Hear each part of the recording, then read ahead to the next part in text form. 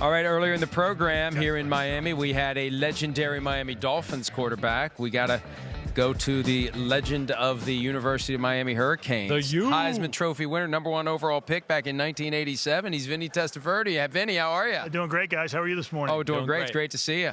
We go way back, me and Vinny. Vinny's another guy I caught passes for back in the day, quarterback challenge, and he's the first quarterback for all those out there that I ever witnessed to throw the ball 80 yards. Vinny could throw the ball 80 yards, like Patrick Mahomes or a Josh Allen or maybe an Aaron Rodgers right now. But it was unbelievable. I remember like sitting him next to my dad. I was like, man, my dad's got he's got a Twinkie arm compared to this guy. Well, talking about that event, I remember going, it was in Hawaii, and I remember your dad saying, hey, we need to go work out. So I went with him, and he took me through one of his workouts, and I've never been so sore after a workout than I was when I went with him, man. He really taught me what it was to work out. Oh, that's so hilarious. How old were you at the time? I think that was 11 or 12, somewhere in that range, right? 91, 92. Yeah, there you go. Yep. And, Vinny was great to me as a young kid. Another guy that, just made a great impression for how to act as a professional athlete. Well, and we were talking earlier, Vinny, about your career and how long you were able to play in the NFL. Unbelievable that you actually suited up and played at the age of 44. I mean, people can't believe Tom Brady's doing it at 42. He's still got 2 more seasons to catch what you were able to do. Yeah, it becomes a whole different challenge when you hit 40. And, Tom's done a great job of that. I think he still has a few more good years left. Whether he stays in New England, if he does do that, I hope he gets some other pieces that they need around him, and he'll be back to the old Tom Brady as we know. But if he moves on, I certainly understand that as well. Yeah, get it. I mean, I'm always curious, you win the Heisman, the U, you played for all these teams, had a few good runs with a few of them. But who do people identify you with the most, and who do you identify yourself with? Yeah, I grew up in New York. The Jets were a childhood team of mine that I followed, and I really loved playing for the Jets. It's probably where I had my most success. Right. So I would say it's New York Jets. Gotcha. Tampa Bay is a close second, being that was where I was drafted out of college too. Love both teams, both cities. And the U, do people bring up the U a lot to you too? All the time. All the time. Love being back in Miami. Yeah. Love being back here. Obviously, it's a big part of my career and what I was able to accomplish. Yeah.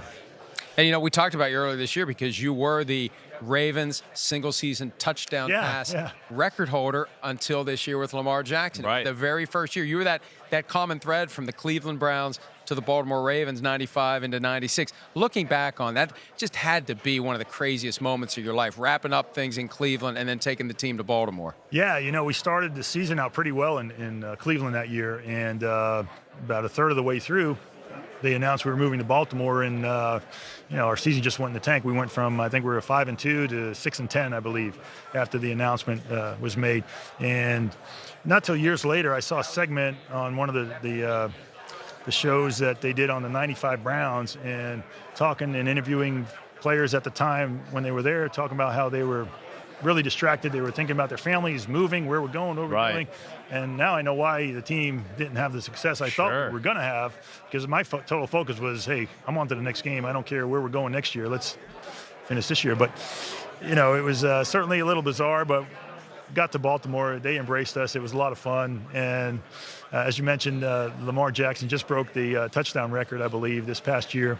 And it was great to see because of all the stuff that he's had to put up with and people criticizing the way he was throwing the football. Would you have ever thought, sitting here in 2020, when you were with Cleveland and Bill Belichick, that now he's the greatest coach in the history of football and it's not even close? Well, yeah, you play the what-if game. And, what if we weren't moving to Baltimore? What if we all stayed in Cleveland? What would it have been like? Right. Would it have been the New England Patriots in Cleveland when I was there? Right. But you saw the greatness in Belichick at that point in time? Well, you started to understand, from what you see now. Right. And compare it to then why he's great. Gotcha.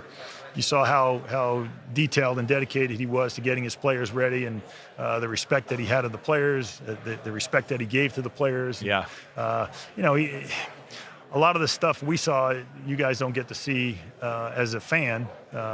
So to me, I still keep in touch with him. I have the utmost respect for Bill Belichick. I'm always a big fan of his. Right. And then you had the time with Parcells with the Jets that you guys were on the doorstep. You had the 10-0 lead, I think it was at halftime. In Denver against Kyle Shanahan's dad, Mike. Yeah. And very close with Bill Parcells to getting to a Super Bowl. Yeah, well, Bill's my all-time favorite coach. Again, greatest respect for Coach Parcells. I love playing for him.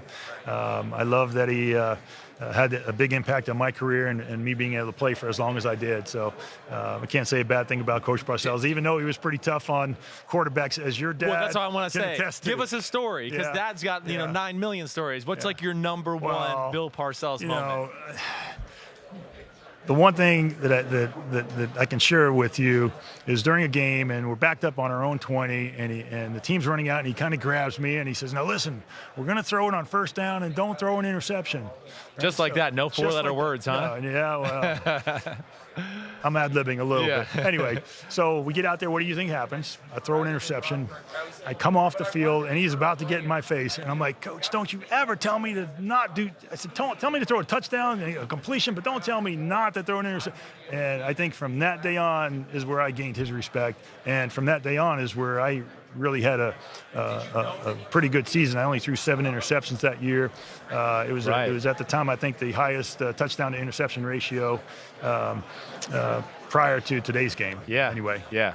Yeah, that's amazing. Yeah, that's not what you want to hear when you walk out on the field. Don't give me anything negative. But you know what? I think Parcells, I think sometimes he needles because he wants to wake that thing up that he woke up in you, and then it's like, all right, my work here is done. Yeah. Before our work is done, you got to tell us about what you got going on with Straight Talk Wireless. Yeah, so I'm partnering with Straight Talk Wireless, which is a prepaid, no-contract service.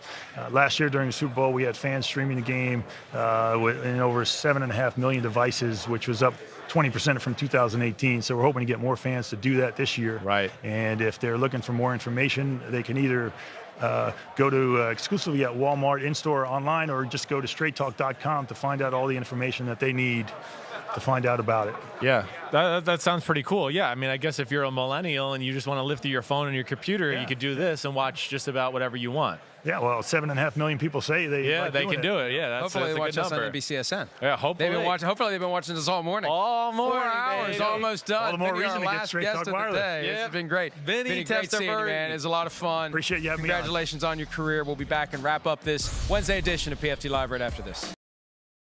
Hi, I'm Mike Tirico, and thanks for watching. Make sure to hit subscribe for the latest news and highlights from NBC Sports.